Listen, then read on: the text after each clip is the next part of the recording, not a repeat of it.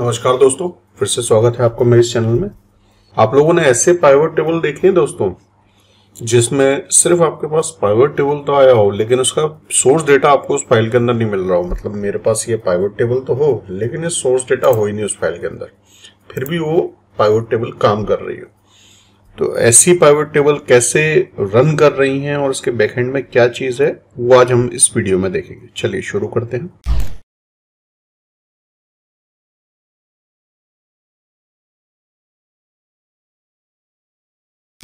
सबसे पहले देखते हैं दोस्तों, जैसे पाइवट टेबल है ना, इसको थोड़ा शॉर्ट कर लेते हैं। इसमें नाम हटा के रीजन वाइज डेटा ले लेते हैं। ओके, अब जैसे ये रीजन वाइज डेटा है, ठीक है, तो इसमें अगर मैं किसी भी रीजन पे क्लिक करता हूं तो आप देखेंगे नई शीट में मेरे को उस रीजन का पर्टिकुलर पूरा डेटा मिल जाएगा। ओके, सिर्फ ईस्ट पे क्लिक किया तो ईस्ट का सारा डेटा इधर आ गया। अगर मैं नॉर्थ पे क्लिक करता हूं तो आप देखेंगे नॉर्थ का सारा डेटा आ गया। और अगर मैं ग्राउंड टोटल पे क्लिक करता हूं तो ये मेरे पास पूरा डेटा उठ के आ गया। तो ऐसा कैसे हुआ, मैं सेलेक्ट करता हूं, शिफ्ट सेलेक्ट करके पहले इनको हटा दूं। ऐसे कैसे हुआ, ठीक है, तो ये कैसे हुआ चलिए देखते हैं। हम जाते हैं पाइवट टेबल एनालिसिस में, इसमें जाते हैं ऑप्शंस में। ठीक है, ऑप्शंस में अंदर जाएंगे हम डाटा पे। डाटा में आप डेटा पाइवट टेबल डेटा में देखेंगे तो यहाँ दो टेक्स्ट लगे हुए हैं। ये जो दो टेक्स्ट है यही लाइफलाइन है जिसकी वजह से ऐसा पाइवट टेबल कर पा रहा है। फर्स्ट क्या है, save source data with file. ठीक है, जो सोर्स डेटा है वो फाइल के साथ सेव करना है। Okay, next enable show details, मतलब जब भी आप उनको देखना चाहेंगे तो वो आपको शो होनी चाहिए। ठीक है दोस्तों, तो इसी वजह से क्या हो रहा है कि आपका वो डेटा है वो आपको शो हो पा रहा है। चलिए मैं इसको बंद करता हूं और अब हम देखते हैं कुछ।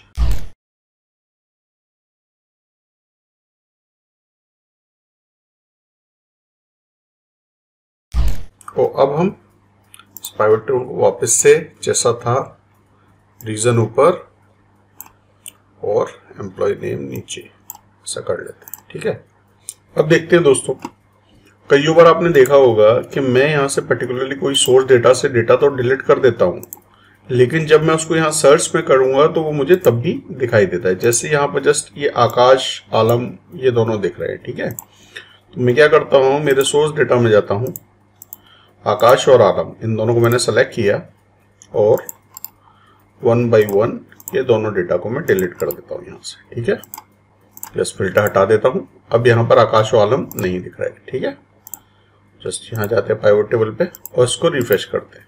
ठीक है, रिफ्रेश किया तो यहां से भी गायब होगा, लेकिन जब मैं फिल्टर ओपन करता हूं तो आप देखेंगे यहां पर ये आकाश वो आलम शो हो रहे।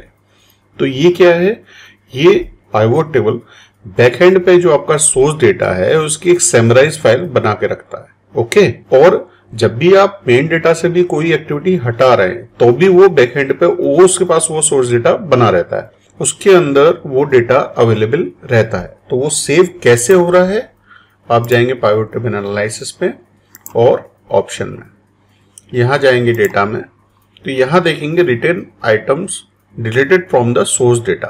ठीक है, तो जो डेटा अगर सोर्स डेटा से डिलीट भी हो जाए तो उसमें भी क्या करना है, ये उसको सेव कर रहा है।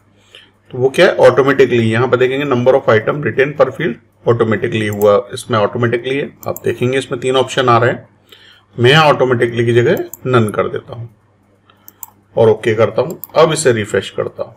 ठीक है, तो आप देखेंगे इसमें से वो दोनों गायब हो गए। अभी एक एग्जांपल और करके देख लेते हैं। ये आलोक दिख रहा है। ठीक है, भी जाते हैं आलोक और जस्ट इसको डिलीट कर देते हैं। ठीक है, अब यहां से हम अगर से रिफ्रेश करेंगे तो यहां पर भी आलोक नहीं है और यहां पर देखेंगे तो यहां पर भी आलोक नहीं है।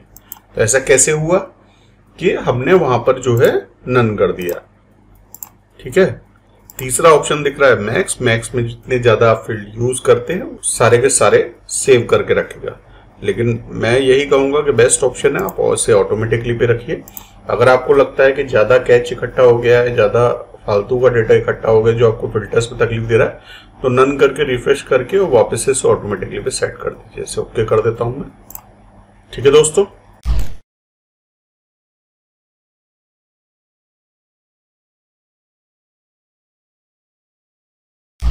और यहाँ कंट्रोल Z मैं पुराना डेटा अपने वापस ले आता हूँ, जहां थे वहीं आ गए। ठीक है दोस्तों, अब मान लीजिए मेरा सोर्स डेटा ही डिलीट हो जाए, ठीक है, तो भी क्या ये पाइवट टेबल काम करेगी? चलिए देखते हैं। तो ये हमारा सोर्स डेटा है, ठीक है। चेक करने के लिए कैसे जाएंगे? चेंज डाटा सोर्स, आप देख रहे हैं यही हमारा सोर्स डेटा है, ठीक है, यहां से यहां तक। फाइल का नाम क्या है? Employ master. मैं इस एम्प्लॉय मास्टर को जस्ट सिलेक्ट करता हूं और ये डिलीट, मैंने डिलीट कर दिया है। अब मैं अगर इसे रिफ्रेश करता हूं डेटा को, तो भी ये शो हो रहा है, ठीक है। साथ के साथ अब मैं इसकी फील्ड चेंज करके देखता हूं, यहाँ डिपार्टमेंट वाइज ला रहा हूं, तो भी डेटा आ रहा है, ठीक है ना। अगर मैं एम्प्लॉय नेम को ऊपर ले जाता हूं तो भी डेटा आ रहा है। अगर मैं ब्रांचेस ले आता हूं तो भी डेटा आपका आ रहा है।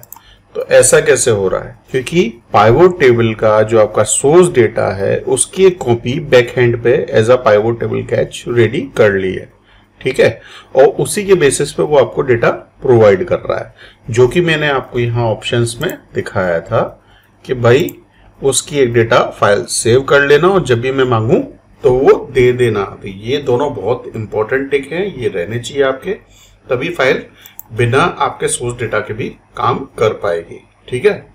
अब अगर मुझे वो सोर्स डेटा वापस लेके आना है तो मुझे क्या करना है, आपका जो भी पाइवट टेबल है उसमें कोई भी फिल्टर ना लगा हो, इस चीज का विशेष ध्यान रखिएगा। आप फिल्टर हटाने के लिए या तो यहाँ से आप मैनुअली हटा सकते हैं या फिर यहाँ से क्लियर फिल्टर्स, ठीक है। आप सारे फिल्टर्स हटा दीजिए और मैं ब्रांच को फिलहाल ऊपर ले जाता हूँ, तो ये छोटा हो गया। और जो ये ग्रांड टोटल है, ठीक है ना, इस पे जस्ट क्लिक कर देंगे। क्लिक करते ही ये देखिए आपका पूरा डेटा एज इट इज आ गया है, ठीक है।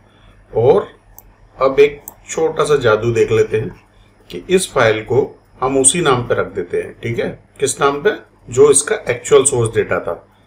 अगर यहां पर जाएंगे आप देखेंगे एक्चुअल सोर्स डेटा क्या था उसका, एम्प्लॉय मास्टर के नाम पे था, ठीक है ना, जो कि अभी यहां पर अवेलेबल नहीं है।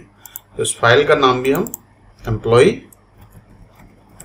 अंडरस्कोर मास्टर, ठीक है। और जस्ट इस पाइवट टेबल को रिफ्रेश करते हैं और अब जाके इसका सोर्स डेटा चेक करेंगे तो ये देखिए ऑटोमेटिकली उसने वही सोर्स डेटा सेलेक्ट कर लिया, ठीक है ना दोस्तों। बेस्ट तो यही है दोस्तों कि आप लोग वो ऑप्शंस को हमेशा टिक करके रखिए, ठीक है। अब बाय चांस मान लीजिए किसी और ने आपको पाइवट टेबल भेजी है, जैसा मैंने स्टार्टिंग में कहा था कि किसी और ने आपको फाइल भेजी है, उससे पाइवट टेबल है और वो उसका सोर्स डेटा नहीं है, वो काम कर रही है, तो वो सिचुएशन वही थी जो जस्ट अभी थोड़ी देर पहले हम लोगों ने देखी थी, जिसका सोर्स डेटा नहीं था फिर भी ये फाइल काम कर रही थी, पाइवट टेबल काम कर रहा था। ओके, तो इस तरीके से विदाउट सोर्स डेटा के भी पाइवट टेबल काम कर सकता है और पाइवट टेबल से हम हमारा सोर्स डेटा वापस से जनरेट कर सकते हैं, ठीक है दोस्तों। तो आज का वीडियो कैसा लगा प्लीज मेरे को कमेंट में बताइएगा। मिलते हैं नेक्स्ट वीडियो में, तब तक के लिए थैंक यू।